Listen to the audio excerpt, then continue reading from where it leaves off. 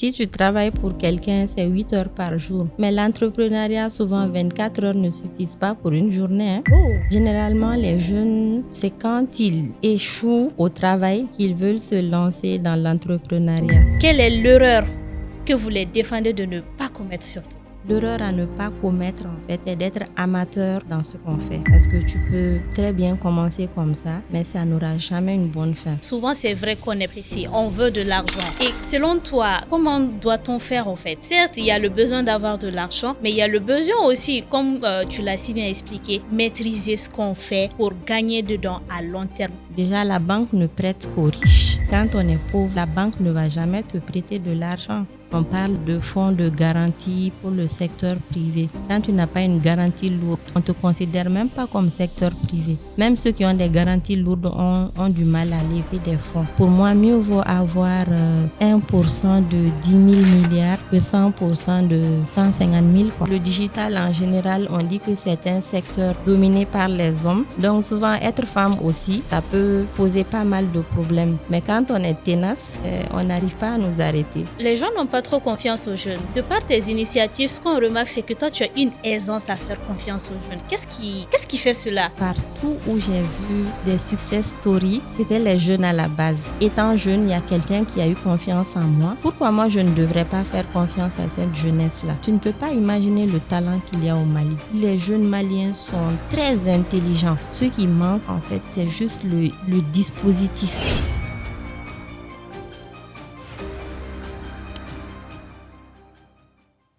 Digital, femme, entrepreneuriat, tous ces concepts réunis en une seule personne. Et c'est Ada Wologem. Salut. Bonjour Lala. Comment tu vas? Ça va et toi? Je vais bien, merci. Affectueusement, je t'appelle Adada. Et moi, je t'appelle Lalouche. Ça me fait plaisir de t'avoir sur mon plateau. Plaisir Alors, à partager. aujourd'hui, on est ensemble pour discuter sur le plateau de Kuma Bibolo, un podcast qui inspire, qui innove, qui redynamise, qui encourage surtout les jeunes et les amoureux de l'entrepreneuriat, du digital et bien d'autres secteurs. Mais aujourd'hui, plus précisément, nous allons parler de toi. De toi en tant qu'entrepreneur, de toi en tant que femme digitale, de toi en tant que femme dans le milieu où régner en tant que femme, surtout le monde digital, c'est pas facile tous les jours. Et on est à tes côtés aujourd'hui pour comprendre un peu comment ça fonctionne, comment faire en tant que jeune, surtout en tant que jeune femme, pour s'en sortir dans ce domaine-là. Alors, j'ai beaucoup de questions à te poser, mais ce qui me plairait, ça serait de commencer d'abord par savoir quel a été le déclic pour Ada Wologem. Ok, Lala, merci beaucoup de m'avoir invité sur ce plateau. Le concept de Kuma Bibolo, j'ai vu que c'était un concept très innovant et je salue l'initiative du studio GT. Et je n'arrêterai pas d'encourager les jeunes à aller dans ce sens-là. Donc, je vous souhaite plein de succès dans cette nouvelle initiative. Merci. Ada Wologem est à la base d'abord ingénieure télécom. Et en 2011, elle a obtenu son diplôme à l'Université libre de Tunis. Et juste après mon retour, j'ai été embauchée par une structure de la place, qui est dans les télécoms, une très grande structure, où j'ai passé pratiquement 5 ans. 5 ans dans tout ce qui est analyse de données, expérience client. Et c'est en 2008 que le déclic est venu. Parce qu'à la base, je viens d'une famille aussi où l'entrepreneuriat est un mot qui règne partout. Donc pour moi, même si je devrais travailler pour quelqu'un, un jour, en fait, on allait avoir une limite. Et c'est en 2018 que la limite est venue et le déclic tout est parti de là. Donc, à la suite de ça, j'ai commencé à accompagner des entreprises dans tout ce qui est amélioration de leur expérience client. Parfait. Waouh, c'est un parcours inspirant. Mais on entend MDA, centrale. Mais je reviens d'abord sur MDA. Et nous avons MDA 1, 2, 3, 4, 5 et nous nous préparons pour la 6e édition. 6e édition. Veux-tu nous en parler un peu, s'il te plaît? D'accord. Donc, après la démission, J'ai mis effectivement ma structure en place qui s'appelle la centrale, qui aide beaucoup en tout ce qui est planification d'événements et accompagnement en expérience client. Donc, fin 2019, nous avons décidé avec 2 partenaires de mettre un peu le digital à la lumière parce qu'on sait que la 3e, la 4e révolution régnait un peu sur le monde et le Mali ne devrait pas être en marche. Donc la jeunesse, les jeunes Maliens étaient très intelligents et on s'est dit en fait que si on mettait ce concept en place, on est sûr qu'on allait pouvoir apporter notre pierre à l'édifice qu'est le Mali. Donc nous avons décidé de mettre en place le MDA qui est le Mali Digital Awards. Donc c'est un salon qu'on organise annuellement où on regroupe les professionnels du domaine, donc ceux qui sont dans le numérique, quel que soit le domaine, hein, parce que le numérique aujourd'hui, c'est un domaine transversal, il faut le savoir. Il peut être appliqué à tous les secteurs, sans exception. Donc ensuite, après avoir réuni les professionnels autour de panels, de keynotes, de discussions, pour en tirer des conclusions afin que l'État malien puisse s'en servir, nous offrons un espace exposition aux jeunes qui ont développé des solutions ou même aux structures étatiques qui ont été mises en place pour la digitalisation de l'administration malienne, de pouvoir montrer un peu leur savoir-faire dans ce domaine-là. La 3e étape, c'est la formation. C'est vraiment le volet social de l'activité. Depuis 2020 à maintenant, nous avons formé plus de 1500 jeunes. Donc, il y a une partie qui est formée sur le développement web, tu le sais. Il y a une autre partie qui est formée sur tout ce qui est cybersécurité. Et généralement, la cible, c'est la jeunesse, les hommes de médias et même, les professionnels du domaine aussi de la cybersécurité. Donc, enfin, nous formons aussi sur le marketing digital, les techniques pour pouvoir améliorer nos services clients à travers le digital.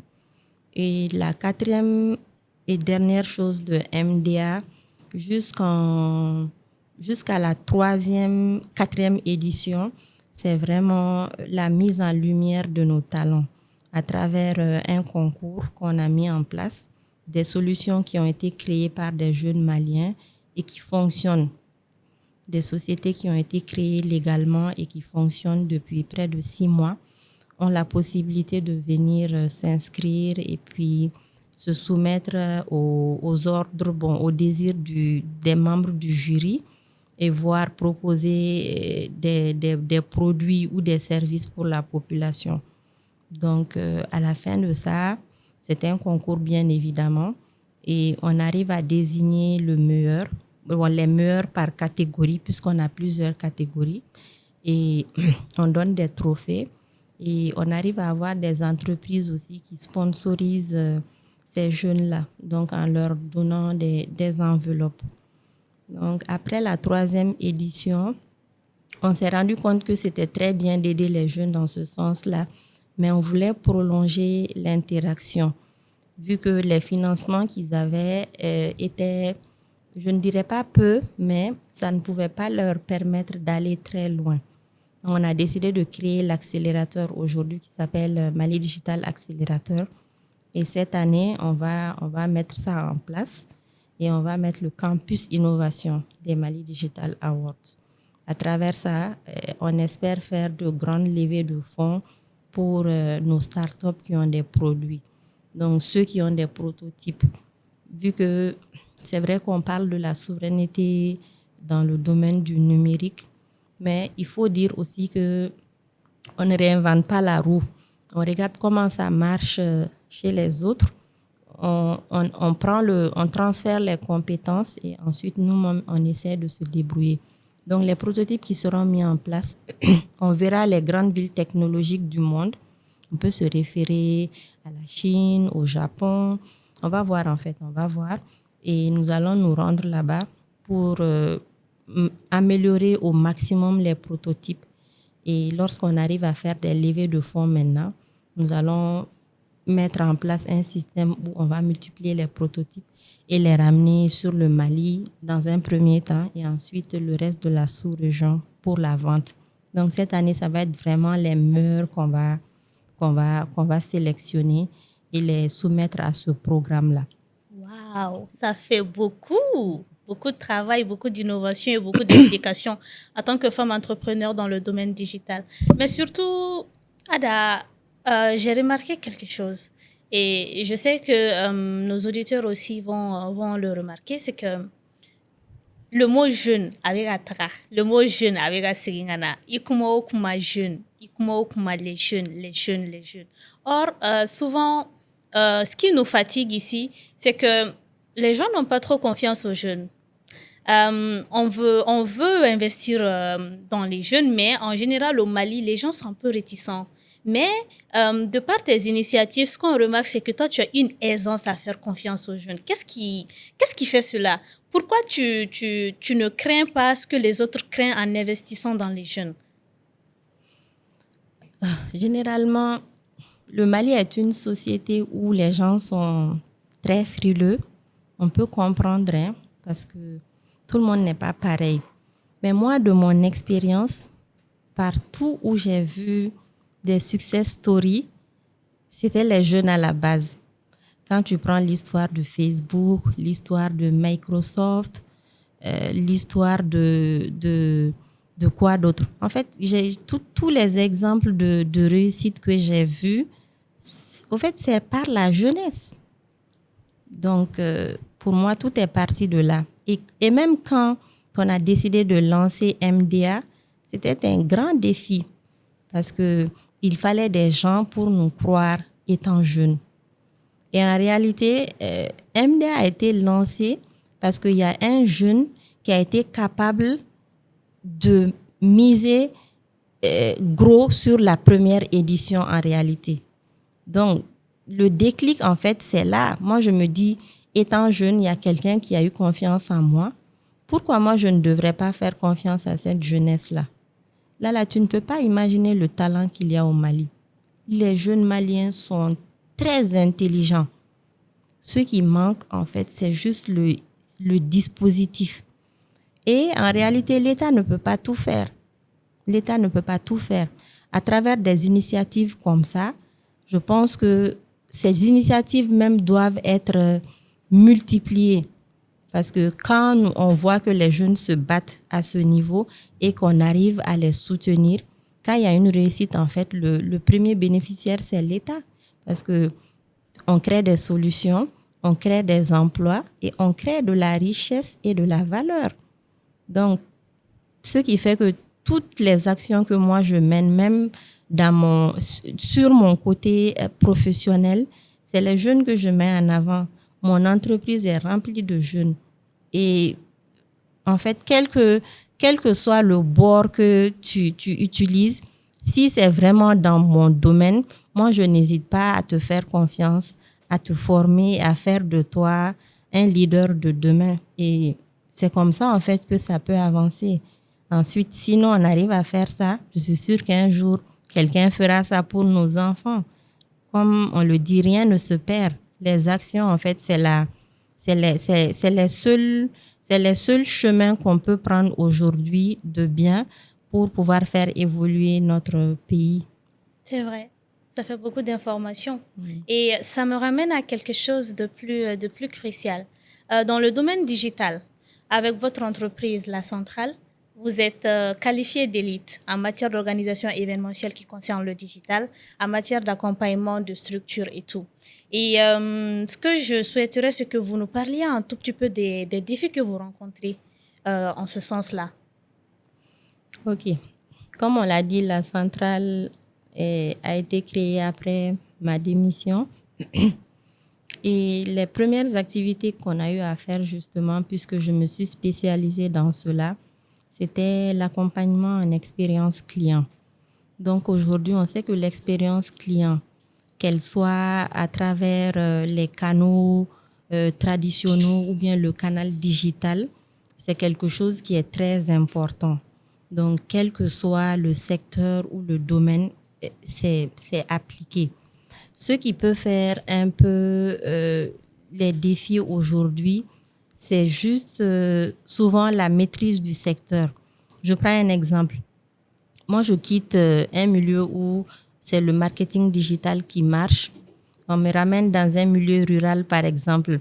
Donc, le temps de s'adapter à sa cible et puis de comprendre leur fonctionnement, puisque on est dans un pays où la culture a vraiment pris le dessus. Donc, souvent, en fait, il faut aller vers cette culture-là pour pouvoir atteindre tes objectifs. C'est vrai. C'est pas pour rien qu'on a décrété cette année, année de la culture et de l'éducation. Donc, même s'il y a l'éducation, c'est vraiment, la culture est la base de tout. Donc, pour moi, le premier défi, c'est ça, en fait. Quand on change d'environnement, il faut savoir gérer les gens, il faut pour pouvoir vraiment mener une bonne politique d'expérience client. Donc, à travers ça aussi, nous avons eu à travailler avec les grandes entreprises.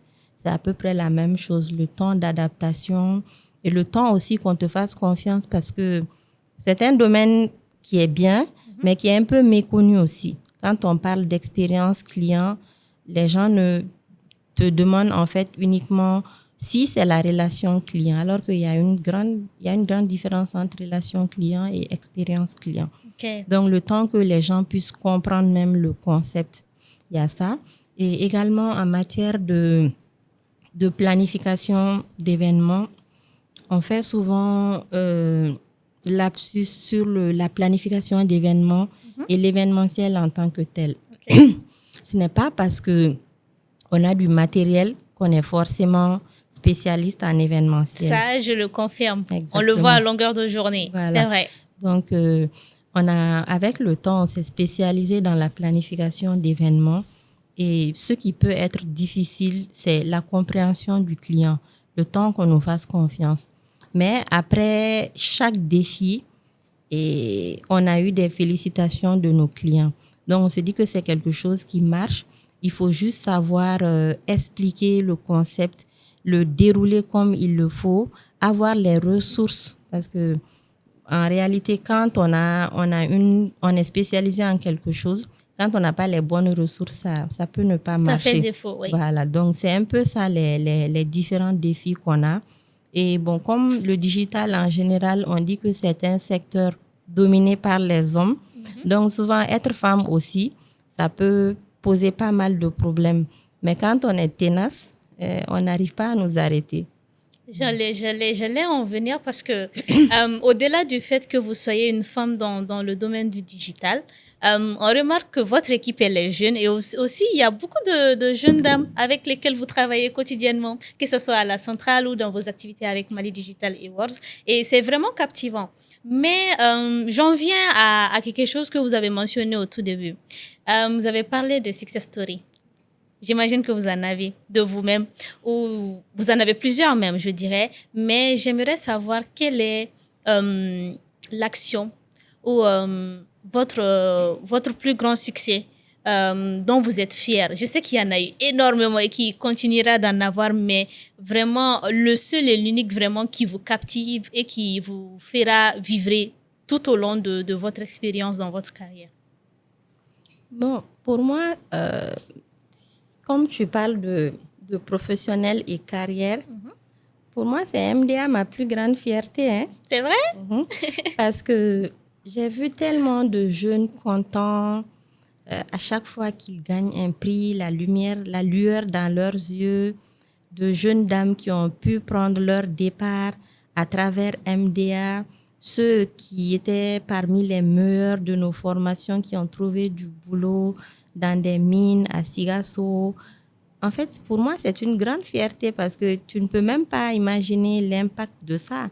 Pouvoir trouver du travail pour quelqu'un et toutes les bouches que cette personne est en train de nourrir derrière, ces jeunes qui ont pu prendre leur envol, vraiment, c'est ma plus grande fierté. Et j'ai l'habitude de le dire aussi, une citation que l'ancienne première dame des États-Unis disait, que le plus important, en fait, ce n'est pas la quantité d'argent qu'on gagne, mais l'impact positif qu'on a sur la vie des autres. C'est ça. Donc, pour moi, je dors avec ça, je me réveille avec ça. Même si je dois mener une activité professionnelle, je me dis quel est l'impact qu'aura cette activité-là sur les autres. Donc, c'est à travers ça que moi-même, je prends ma force. Est-ce qu'il y a un impact positif pour les autres et spécifiquement pour les jeunes? Oui, s'il y en a, je peux y aller. Je sais que ça va réussir forcément. D'accord. On a parlé du déclic, on a parlé des défis, on a parlé de ce qui vous motive. Et vous l'avez mentionné, c'est bien MDA, qui est une activité continuelle, qui continue de faire ses preuves et de développer tant bien que mal. Les conditions ne sont pas favorables tout le temps, mais vous essayez de tout faire en tant que femme dans le domaine digital pour offrir les meilleures expériences digitales aux jeunes afin qu'ils puissent participer au développement de notre nation. Et là, j'ai une question qui va s'axer autour des jeunes femmes que hommes qui souhaiteraient entreprendre dans le domaine digital, un peu comme vous. Quel est le conseil que vous les donnez et aussi quelle est l'erreur que vous les défendez de ne pas commettre surtout? Ok. Pour moi, la base, ça doit être vraiment l'éducation. Quand je dis l'éducation, c'est que quand tu veux entreprendre dans n'importe quel domaine, il faut chercher à maîtriser le domaine. Donc, l'erreur à ne pas commettre, en fait, c'est d'être amateur dans ce qu'on fait. Parce que tu peux très bien commencer comme ça, mais ça n'aura jamais une bonne fin. Donc, il faut essayer de maîtriser ce que tu fais. C'est important. Et si tu n'as pas la maîtrise, si tu veux te lancer, rapproche-toi de ceux qui maîtrisent. Ou bien recrute ceux qui maîtrisent. Parce qu'on peut avoir une bonne idée, mais quand on ne maîtrise pas les rouages de ce qu'on fait, ça peut nous amener à la perte. Donc ça, c'est vraiment le premier conseil que je donne aux jeunes femmes et aux jeunes hommes. Et également, le domaine du digital, en fait, c'est un domaine qui peut être appliqué aujourd'hui à tout, qu'on soit pêcheur.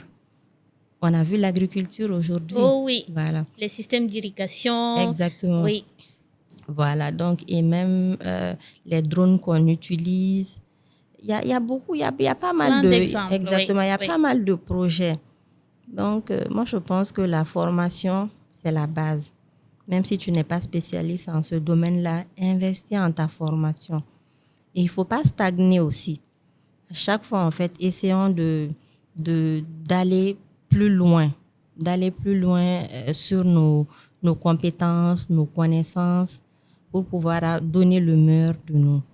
Donc, généralement, quand on fait ça, les projets ont tendance à vraiment évoluer dans le bon sens. D'accord. Merci vraiment pour ces conseils et tout. Mais on n'a pas parlé de quelque chose de crucial. C'est quoi? Depuis qu'on a commencé, l'argent. On n'a pas parlé d'argent.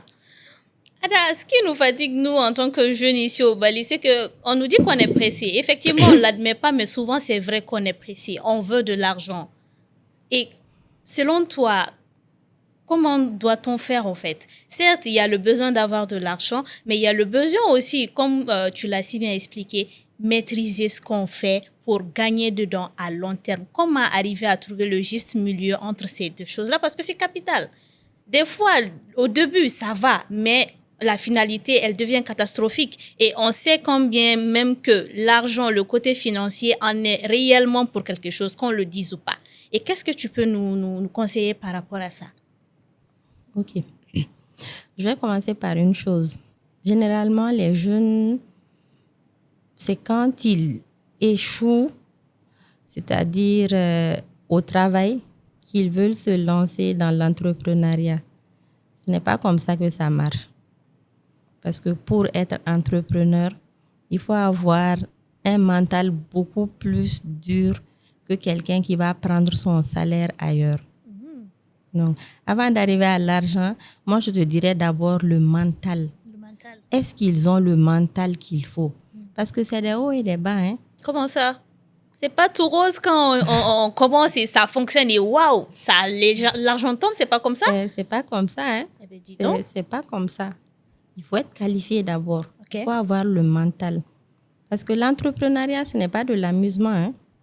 Si tu travailles pour quelqu'un, c'est 8 heures par jour.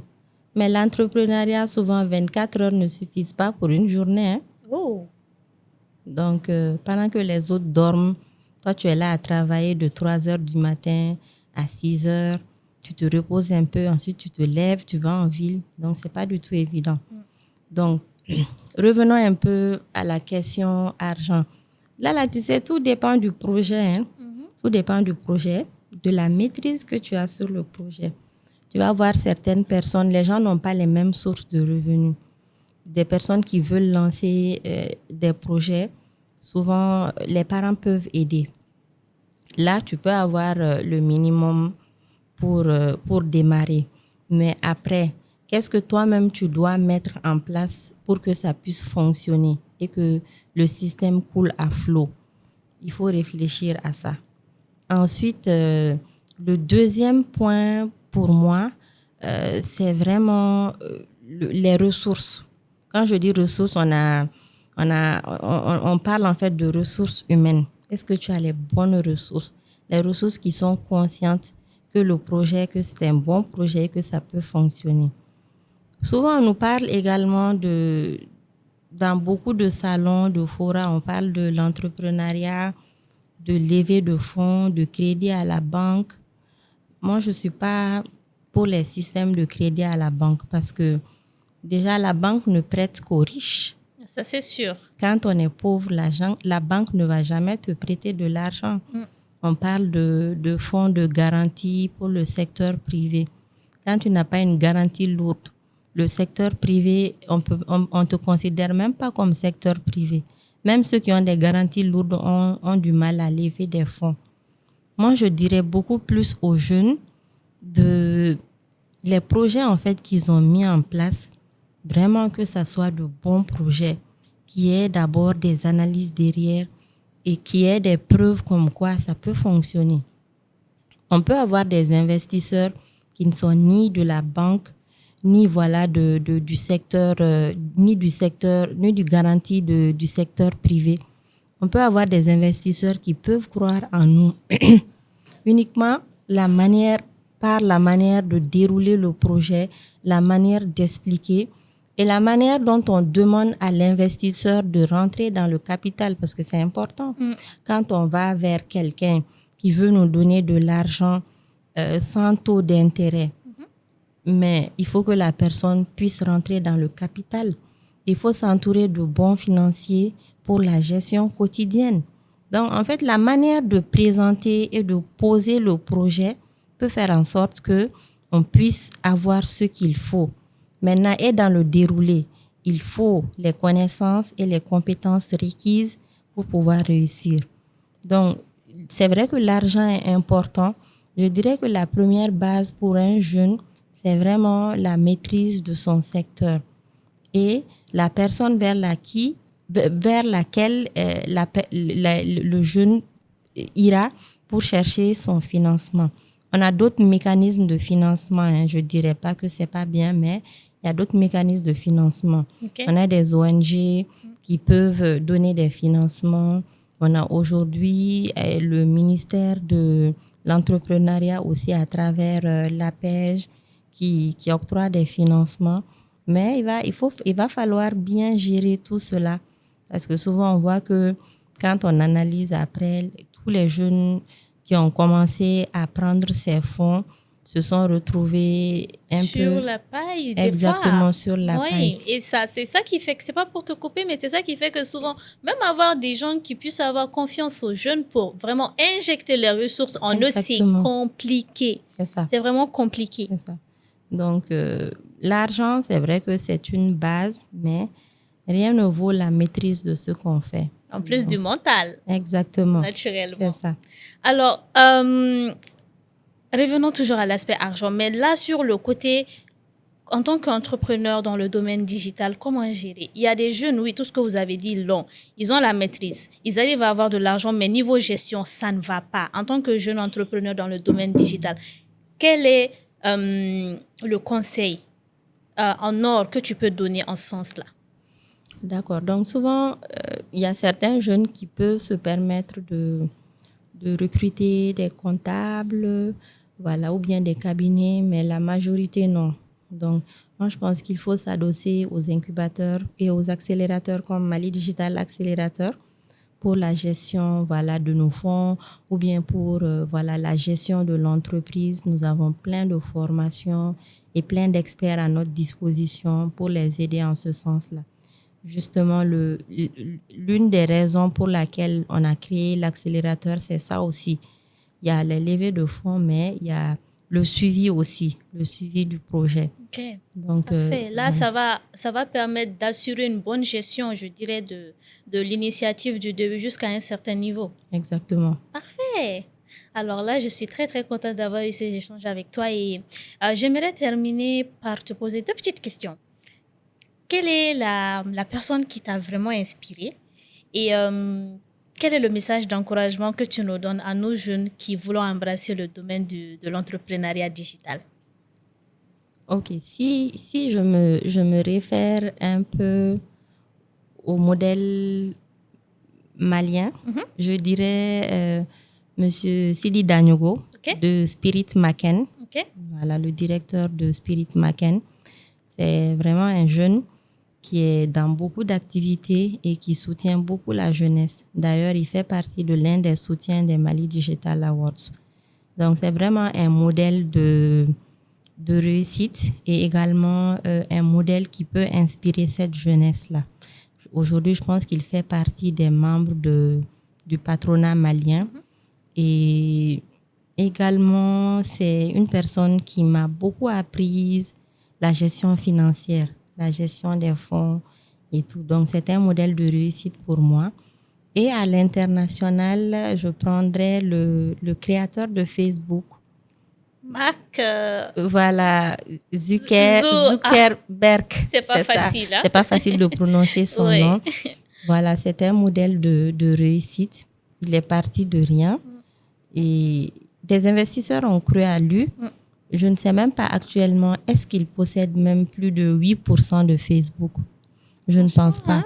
Oui. Et il faut que les jeunes puissent comprendre ça. Hein. Quand on veut faire un projet, c'est-à-dire c'est très bien de gagner de l'argent, mais pour moi, mieux vaut avoir 1% de 10 000 milliards que 100% de 150 000, quoi. Oui. Voilà.